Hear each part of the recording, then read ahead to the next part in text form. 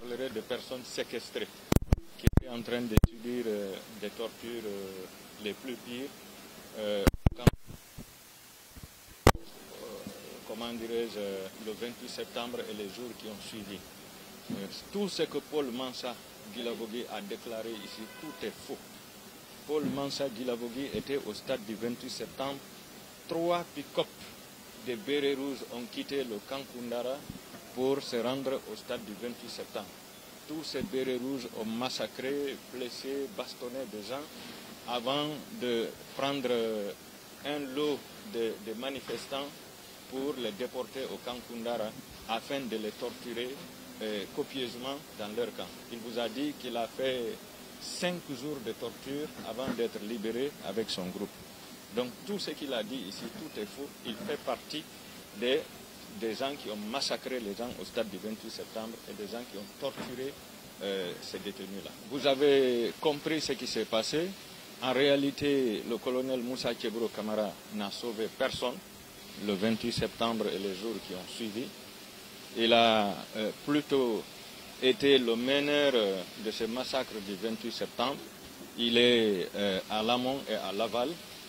C'est la pièce maîtresse dans ce massacre du 28 septembre.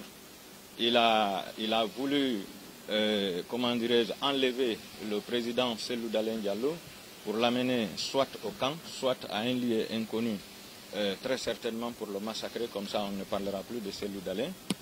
Et lorsqu'il n'a pas réussi ce coup, il s'est retrouvé à l'intérieur de la pelouse et là il a ordonné de tabasser tous les leaders et de massacrer les autres manifestants. C'est ce qui fut fait. Donc toutes les menaces qu'il a proférées avant le massacre, ces menaces ont été mises à exécution. Donc le colonel Moussa Kebro Kamara ne peut pas prétendre avoir sauvé qui que ce soit. Si vous vous souvenez, lorsque M. Baouri était de passage, je lui avais demandé si au moment où il avait hélé le colonel Kebro Kamara pour venir les aider, est-ce que ce monsieur était venu dans la précipitation, il courait ou bien il marchait comme s'il n'y avait rien du tout.